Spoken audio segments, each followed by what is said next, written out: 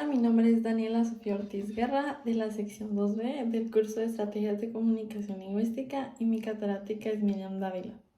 Capítulo 27. De cómo salieron con su intención el cura y el barbero con otras cosas dignas de que se cuenten en esta grande historia.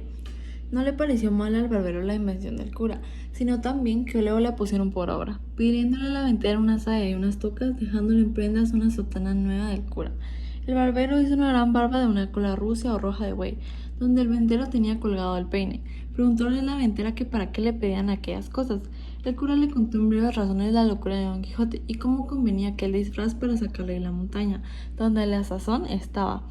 Cayeron luego el ventero y la ventera en que el loco era su huésped del bálsamo y el amo del manteado escudero, y contaron al cura todo lo que con él les había pasado, sin callar lo que tanto callaba Sancho.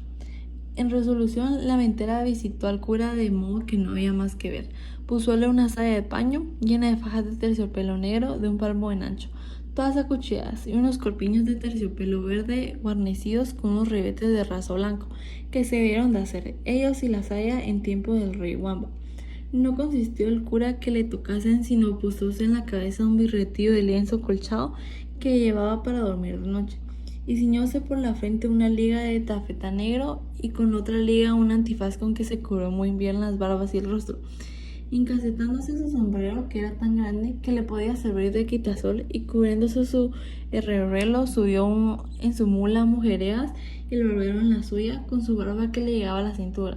entre roja y blanca como aquella que, como se ha dicho, era hecha de la cola de un buey barroso. Despidiéndose de todos y de la buena de Maritornes, que prometió rezar un rosario, aunque pecadora, porque Dios les diese un buen suceso en tan arduo y tan cristiano negocio como era el que habían emprendido. Mas apenas hubo salido de la venta, cuando le vino al cura un pensamiento que hacía mal para haberse puesto de aquella manera, por ser cosa indecente que un sacerdote se pusiese así, aunque le fuese mucho en ello, diciéndole al barbero, le rogó que trocasen trajes, pues era más justo que él fuese la doncella menesterosa,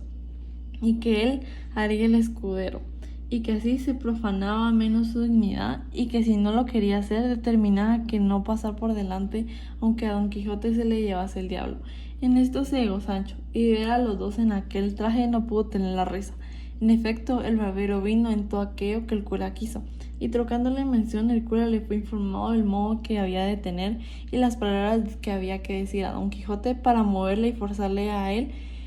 se viniese y dejase la querencia del lugar que había escogido para su vana penitencia. El barbero respondió que si le diese lición, él lo podría ver en su punto. No quiso vestirse por entonces hasta que estuviesen justo donde Don Quijote estaba. Y así dobló sus vestidos, y el cura acomodó su barba y siguieron su camino, guiándole Sancho Panza, el cual les fue contando lo que les aconteció con el loco que hallaron en la sierra, encubriendo empero el hallazgo de la maleta y de cuantos en ella venía, que maguer, que tonto, era un poco codicioso el mancebo. Al otro día llegaron al lugar donde Sancho había dejado puestas las señales de las ramas para acertar el lugar donde había dejado a su señor, y en reconociéndole les dijo como aquella era la entrada, y que bien se podían vestir, si era que ellos hacían el caso para la libertad de su señor, porque ellos le habían dicho antes que ir de aquella suerte y vestirse de aquel modo era toda la importancia para sacar a su amo de aquella mala vida que había escogido, y que le encargaban mucho que no dijese a su amo quiénes ellos eran, ni que los conocía, y que si le preguntase cómo se lo había de preguntar, si dio la carta, y que a Dulcinea dijese que sí, y que por no saber leer le había respondido de palabra, diciéndole que le mandaba, so de pena de su gracia, que le hubo el momento de viniese a ver con ella, que era cosa que le importaba mucho, porque con esto y con lo que ellos pensaban decirle tenían por cosa de cierta reducirle a mejor vida, y hacer con él que luego pusiese en camino para ir a emperador o monarca, que en lo que de ser arzobispo no había de qué temer. Todo lo que escuchó Sancho, y lo tomó muy bien en la memoria, y les agradeció mucho la intención que tenían de aconsejar a su señor, pues emperador, y no arzobispo, porque él tenía para sí que hacer para mercedes a sus escuderos, más podían los emperadores que los arzobispos andantes.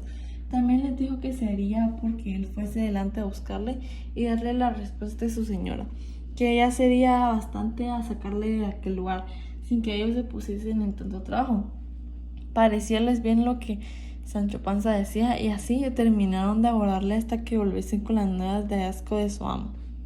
El capítulo 27 me parece interesante y diferente, ya que cuenta cómo el barbero y Sancho van en busca de Don Quijote, pero su camino toma otro rumbo.